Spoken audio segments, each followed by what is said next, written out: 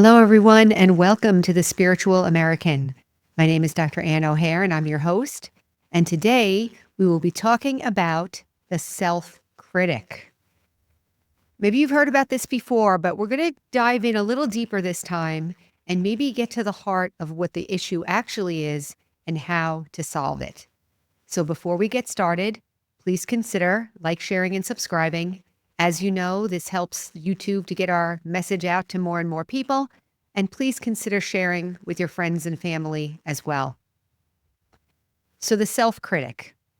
So as I was thinking about this, I actually had a situation happen this morning, which is bringing me to a deeper level of understanding about this. So I've kind of broken it down based on my experience and my understanding. First of all, we know that perhaps we have talking voices in our heads, and maybe sometimes they're not so positive. And so what I've noticed is even when first starting this meditation, one of the biggest obstacles to peace, let's say, or to meditation or having a good experience is the self-critic. So for instance, I would sit down for meditation and my mind would be going all over the place and I wouldn't be able to feel peace or anything like that. And so the critic would immediately start talking, this isn't for you, you can't meditate, and this feeling of failure and something else would come. I kept meditating anyway because when I was exposed to this knowledge, I recognized it as true. Because I recognized it as true, I was willing to do the activities that were suggested to help develop greater understanding and attain the spiritual aims that I was interested in. Of course, the aims are like self-realization and things like that. And of course, personality transformation along the lines of spirituality. So meditation was part of the program. So of course I have to meditate, but I was not very successful at it in terms of being able to experience peace. So the self-critic was there. Self-critic is there when maybe I make a mistake, whatever a mistake is, but sometimes things happen and we think, oh, you did it wrong. And, I'm sure there are many of you out there who have a very active self-critic. My self-critic was very, very strong, very mean, merciless. If I ever did anything wrong, I would feel terrible. I would feel worried about other people. And it's funny because I don't think I was worried so much about feeling humiliated. That was less important than being wrong. And I'm thinking that might be the female side. Maybe the male side might be more humiliation. But either way, there's a self-critic in there. So I broke it down this way today. Something happened this morning, and I realized that the way I was acting was based on the self-critic, but it wasn't the normal self-critic, the one that's talking and saying you're no good and things like that. That one I have shut down a long time ago, but I didn't realize that there was a deeper level occurring. So the first level, I'm going to say, is the gross level of the self-critic. That's the one that's talking to you, the one I'm just talking about now, that's saying you're no good, you did it wrong, they're going to be mad at you, whatever. All that stuff, very, very mean, self-attacking voice. Creates feelings of upset and feel bad about myself, and I feel sad and maybe depressed and things like that. And it's all in my head. And I'm sure you've met people like that, or maybe you're like that yourself, where people say you're harder on yourself than anybody is on you. And most people just kind of tolerate it when they see it in other people. But when you're experiencing it yourself, it's very painful. And one of the things I recommend when people start meditating is that they should immediately stop tolerating that voice. There's no way I'm going to let that abusive voice continue. And I'm going to say that I've pretty much stopped that voice. But today I've discovered the second level. And this is the one that's bringing the ouchie and bringing the deeper realization.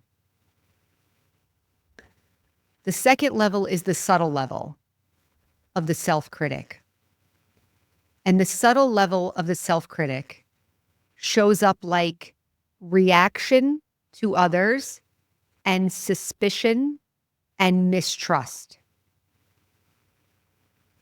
So somebody will do something and automatically I'll start thinking, well, this is what they mean. This is their intention. We better watch out for this. I better watch out for that. What's happening in my mind at that moment? This is very subtle, so I'm hoping you'll follow where I'm going with this. There may not be a self-critic in there yelling at me, but there's this feeling bad.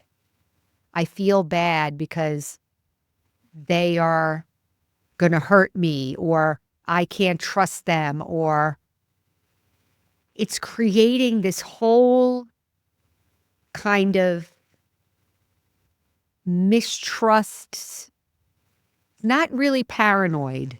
I wouldn't say it's that far, but it's enough suspicion to feel really bad inside. And the way to overcome that is to start talking about how you're going to protect yourself from that. Well, if they do this, then I'm going to do this. If they do this, then I'm going to do this.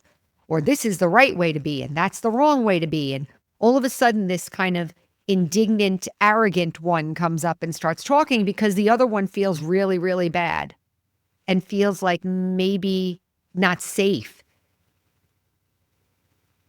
This is very important. I find that this thing that I'm talking about right now can wear down relationships. If someone is not happy, or if someone is many times feeling like something's wrong,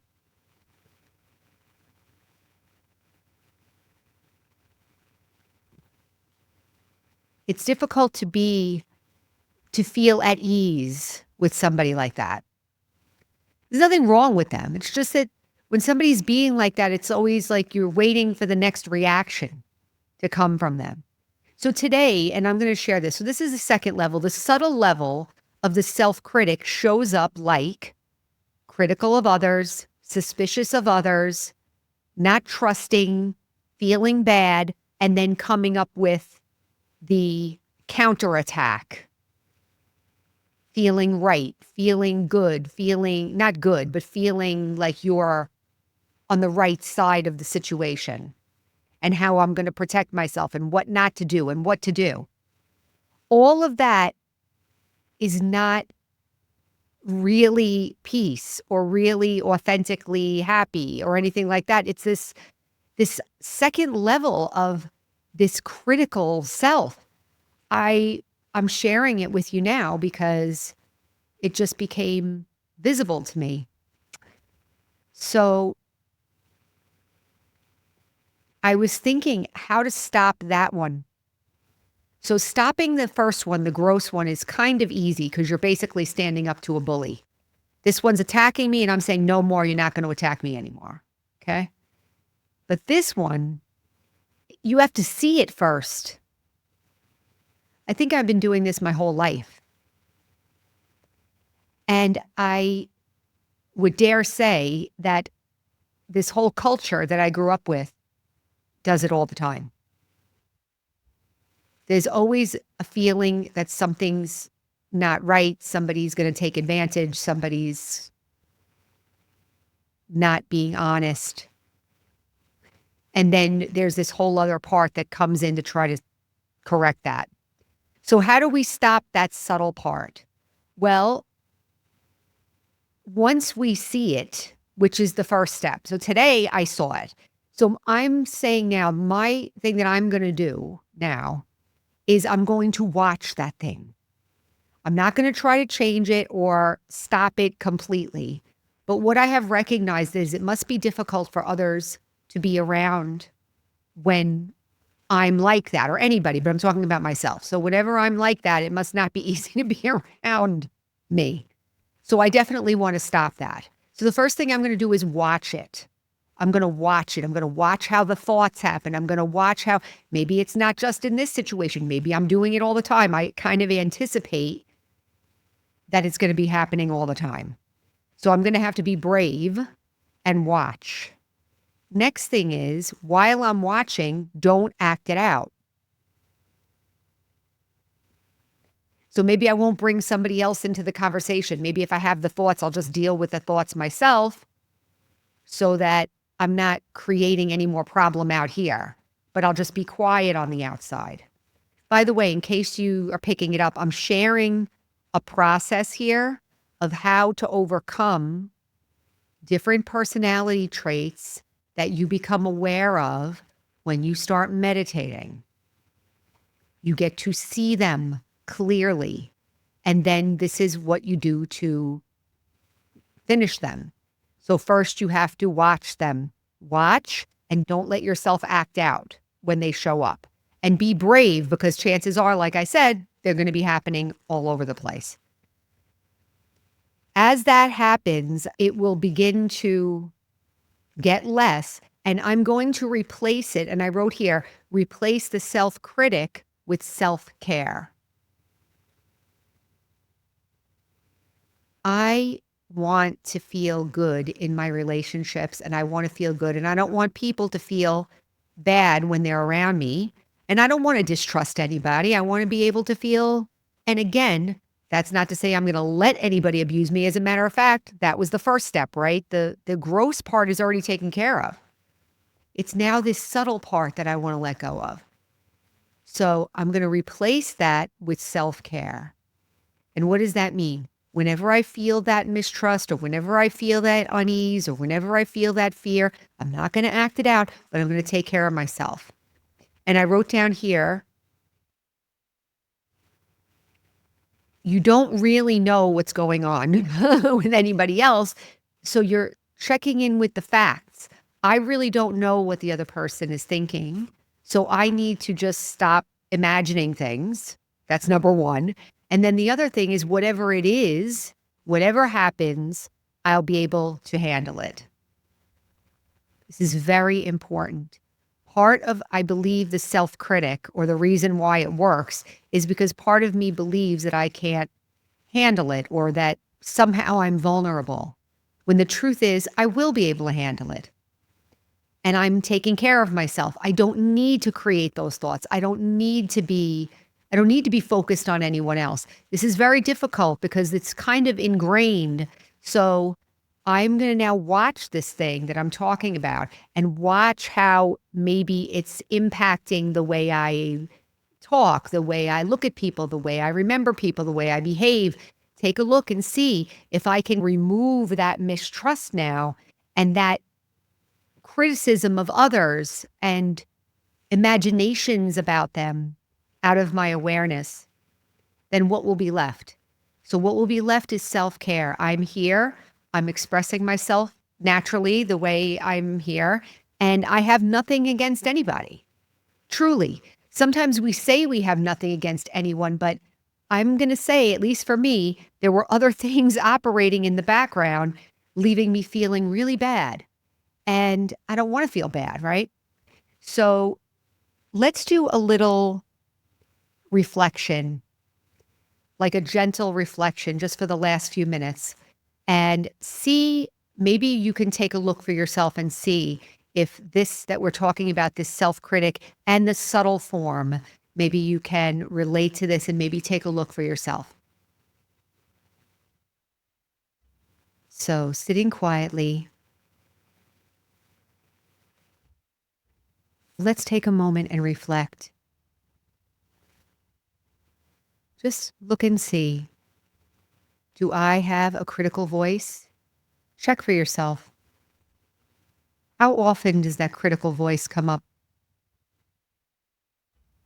Is it gross? Is it yelling at me or telling me that I'm no good?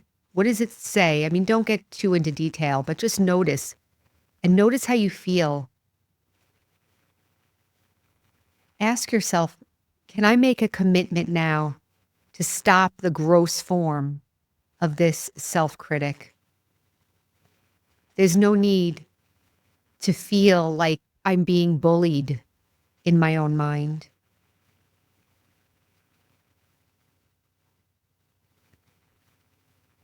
Second, take a look and see, do I mistrust others? Do I suspect others? Do I fill my mind with thoughts of what others' intentions are? Do I worry myself with what I will do if this happens or that happens? Am I worried that I'm going to get hurt or caught off guard? And how do I feel when that happens?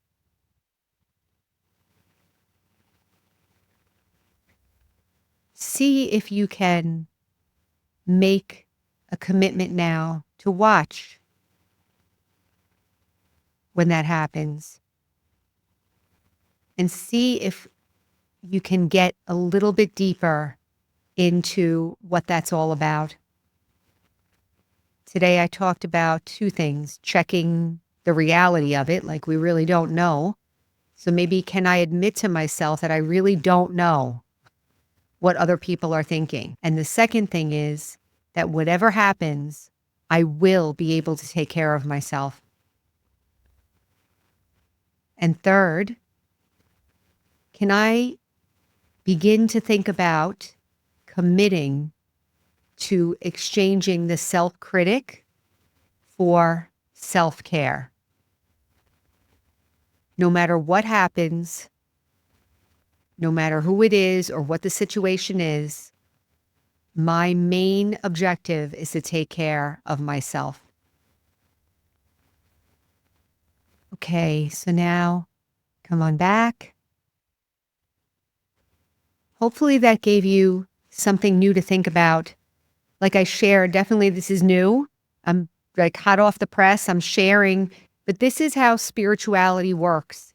As I keep on meditating and I keep on studying and I keep on becoming more aware, deeper and deeper levels of these things that are going on become clear to me.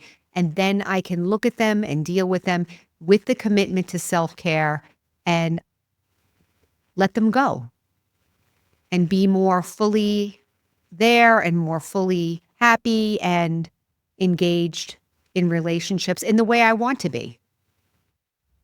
So I'll leave it there. Remember, our slogan is heal, empower, and serve. And until next time, take care.